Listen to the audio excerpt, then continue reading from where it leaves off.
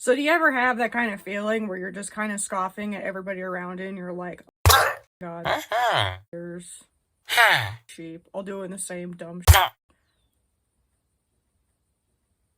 And then you realize you've exactly it. That just happened when I realized that more or less my last 3 posts on LinkedIn were basically making fun of Trump and his superfans. Hello me, I am the problem. So I say that to just start with saying I'm no better than anybody. The only thing that remotely might be better about me than maybe a lot of pundits online is the fact that, and it's not that my views are unique. I think just a lot of people with my views have kind of given up trying to say anything. But I meet people with my views all the time, so that's what I'm talking about here. At first I sound like a typical liberal, where I'm like, yeah, Trump's insane. You gotta vote for the Democrats because they actually care about people. But I'm really not a fan of the Democrats either, actually. And this, I love to use this to mess with a lot of people. When I troll MAGA people online, they'll be like, oh, this fucking leftist liberal fucking, I was like, I don't actually like them. The leftists fucking hate me. The leftists hate me as much as you hate me, like, and they always kind of don't know what to do with that. It's great. In my mind, honestly, the far left and the far right kind of are 2 sides of the same coin. Now, who's more dangerous is different. I'm not here to create a false equivalency. It kind of depends on where you are, though. I've been in different situations where different people have caused me more problems. And I can fully understand if your knee-jerk reaction to me saying is there 2 sides of the same coin might piss you off a little bit, because depending on your experiences, you may have dealt more with one or the other. I've personally dealt with both. I grew up in an environment that would be the precursors to the anti-vax and the Trump movement.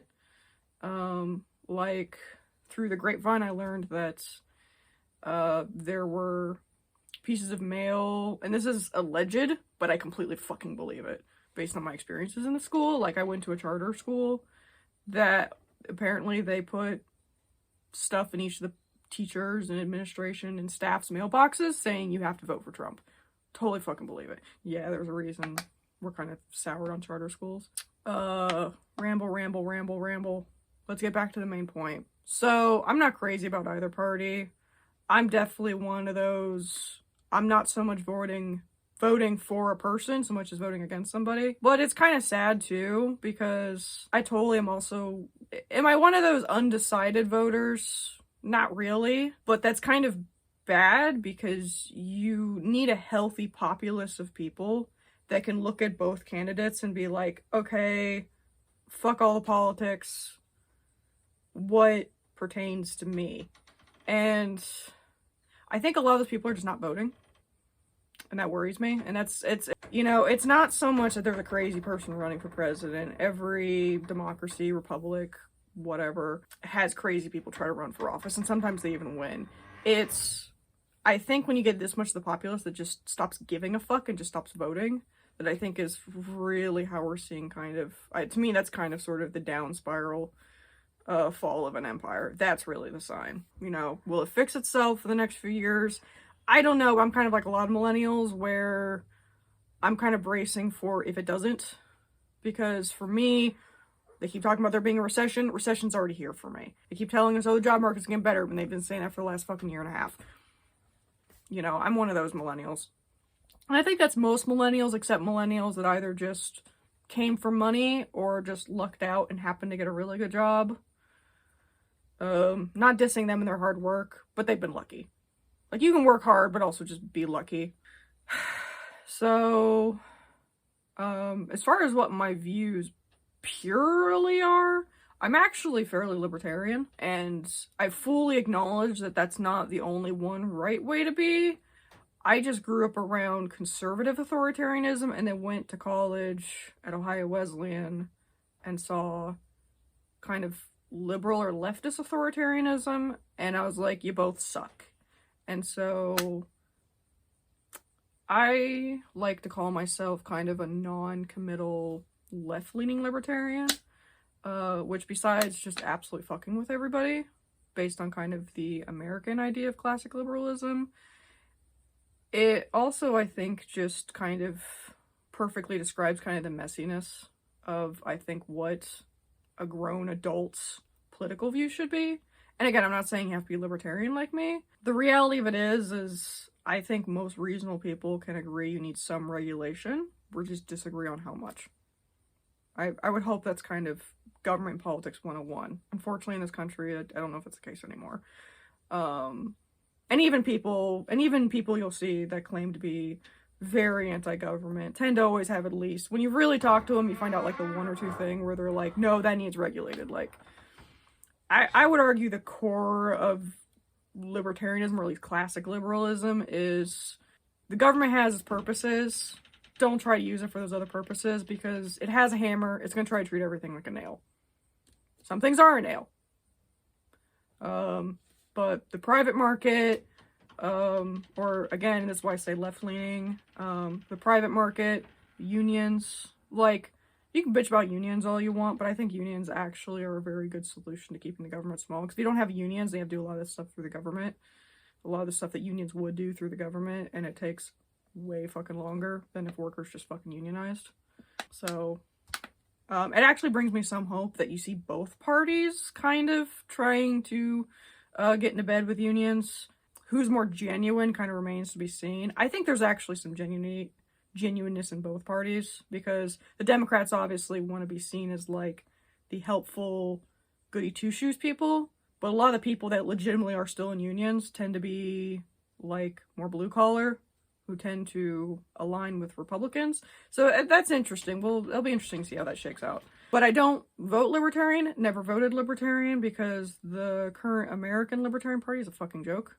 I particularly kind of lost all trust in them when Roe v. Wade got overturned, which to me was a perfectly good compromise. We can argue till we're blue in the face as to your views on abortion, but to me, abortion as a moral concept and abortion as far as what the government should do about it are two different issues. And I don't think this is really that radical of an idea. I have several cool boomer friends that are very pro-life, but even they understand that, you know, abortion, pregnancy termination in general is a very messy issue. There's a lot of misunderstanding. There's a lot of medical terms that don't really translate well to colloquial terms, but our politicians are too, and generally politicians in general, again, they're good for some things, not others. They're good for fucking sitting in meetings. They're not good for necessarily getting a deep view on things. And, you know, a miscarriage in medical terms could sometimes gets categorized under abortion. And, you know, and it used to be politicians that at least kind of talk to experts instead of trying to be the experts, but now most of our politicians, it feels like on both sides, think they're the experts. Again, you can chat amongst yourselves as to which party is worst. I quite frankly kind of don't care at this point. They both kind of suck. I just find the Democrats slightly less evil about it. I don't find them particularly genuine, but I don't find them evil either. Take that for what you will. So yeah, when libertarians were nowhere to fucking be found, when a lot of the legislation coming out that was basically like, yeah, we own reproductive health care now. Like, that's just a government thing now. Fuck all y'all. That's just our thing now. They were nowhere to fucking be seen. Just nowhere to be seen. And I was like, alright, fuck all y'all. Like, and I doubt I'm even the millionth person to point that out. But I'll just reiterate that.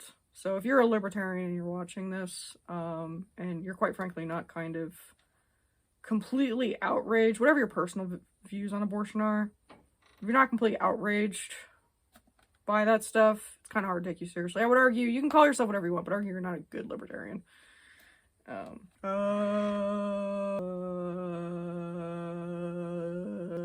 now?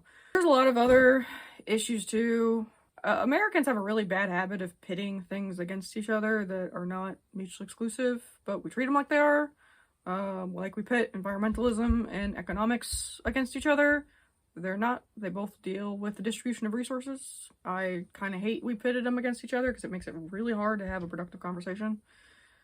Like, for example, I live out here in the country, and I live in a shed down by the creek. A lot of the methods we use would probably piss a lot of your, like, rich, snobby environmentalists off. When you get down to it at the end of the day, we probably use way less energy than your average middle-class American. Like, we probably use less energy than the people bitching at us. But it doesn't necessarily mean that I am cool with the people who are like, let's just do whatever the fuck we want. You know, it's like, fuck you. I'm already starting to get the effects. I mean, it's October, and we're gonna have a day this week that's fucking 78. What the flying fuck? And also, I actually understand science. It may have been a few years since college, but I do understand science, and I believe the conclusions we come to from science. And I mean, it used to be that you could be conservative and still kind of be an environmentalist. You just weren't as... the kind of desperation just wasn't there as much. I mean, I'm pretty sure Reagan passed legislation or signed off on legislation that was... oh, by the way, if you ever want to troll like a current day far right person or Republican, or particularly a religious right person, point out to them that Reagan would be a moderate nowadays. Like a fence-sitting centrist. Yeah, that will set off a couple bombs. It's pretty great. So, that's really fucking annoying. One of my favorite quotes about the whole capitalism versus socialism thing is, and I don't know if it's true or not, people actually from these regions can let me know, but in some of the more, I think, Nordic countries, or like in Europe, if you told them that socialism and capitalism were at odds with each other, as one boss I had put it, they would look at you like you're a rabid German Shepherd. Why a German Shepherd in particular, I don't know, but he had a lot of great, like, little fucking sayings like that. And that's, in particular, I think, say what you will about the internet, I'm kind of scared to see what my views would be if I didn't have the internet, because you can get exposed to so many different viewpoints, and after talking, getting to know so many people that are not in the US, I realize how many views that we consider kind of just normal day-to-day, we don't even think about them, are kind of fucking insane. So, I mean, there's the classic, like, people bitching about socialism, but they're on fucking Medicaid or Medicare. You know, that's a classic one. People calling fucking the healthcare market, Obamacare, socialism when it's still a market, and by the way, it was originally formulated by Republicans. That's another classic. But, you know, chances are you either already know that or you stopped watching this video a long time ago. And to be honest, I don't really see either party really addressing that. Like, both parties kind of make the mistake of pitting them against each other. If anything, what's kind of getting sort of gnarly, and why I can't really, like, even though some of the stuff I say sounds like, well, you should at least be able to, like, be friends with leftists, even if it's kind of like, enemy is my friend, kind of, enemy of my enemy is my friend, you know, kind of friend. The problem I've ran into with a lot of leftists is that they are so, and I think these are a lot of people just not voting, or they keep voting for Bernie Sanders, even though he can't do math. That the problem is that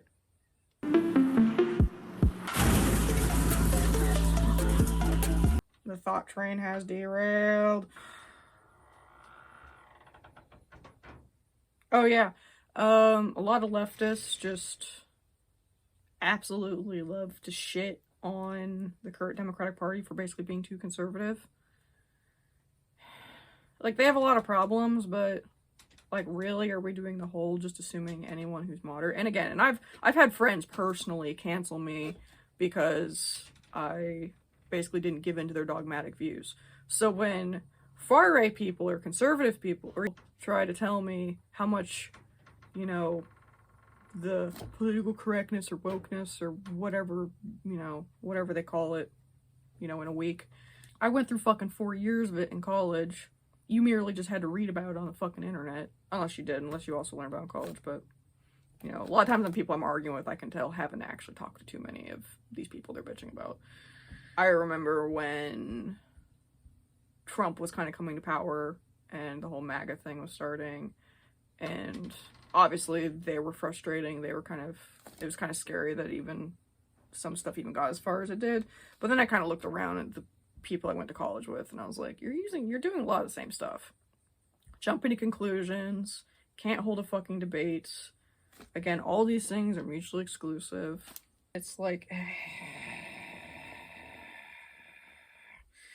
I even had I'd say a good acquaintance who admitted to me that she was an economics major, but she was part of a lot of the, like, feminist groups, yada yada, and she admitted to me that some of her economic views she basically had to keep her mouth shut on, otherwise it would piss off, a lot of the popular girls, basically.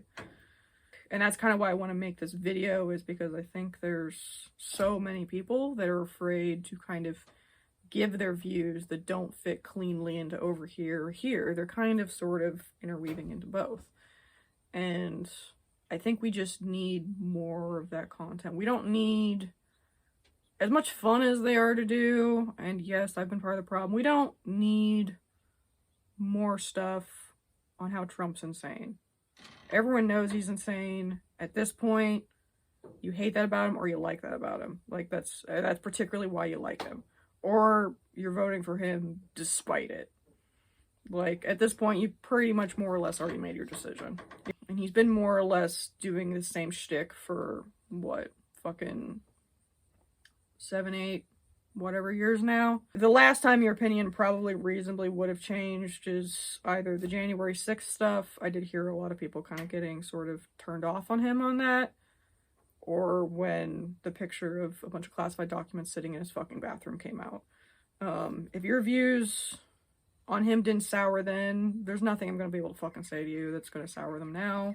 Likewise with the Democrats, if you're one of those people that's voting for Kamala because she's black or a woman, you're also probably have turned off this video a long time ago. I do think it is kind of sad though, for what it's worth, because a lot of countries, some that even don't even necessarily, like, it's kind of sad that a lot of countries in Europe have already had several female prime ministers or equivalent of presidents, and here we're just now getting maybe our first one, and it's only because the fucking alternative is literally an insane person that probably needs to be put in a nursing home. So yeah, I mean, at this point it's kind of too little too late. Like, it's kind of hard to get excited about the fact it's even a female president, because to me it's kind of just too little too late, and it's just embarrassing regardless. So it's just kind of the ship has sailed. You can try to take away my feminist card if you want. And also, again, I'm just not excited about her policies. I'm not excited about her. It's a lot of... Oh yeah, I forgot to mention. Not a huge fan of a lot of Democrats, because while they're not completely like fuck poor people, a lot of their solutions for poor people are very shotgun populist solutions.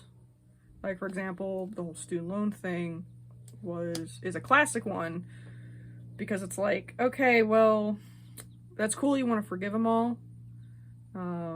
First of all, there's a whole question where the money is going to come from.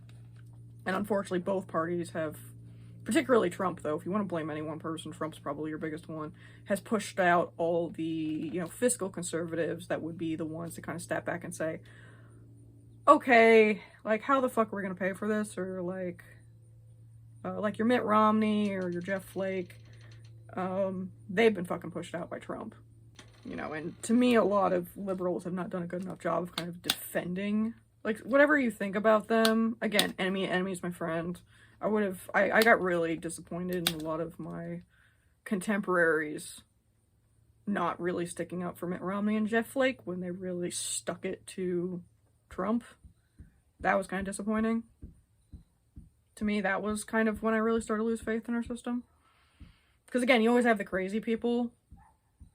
When you're basically willing to start kind of diving into the crazy and dogma yourself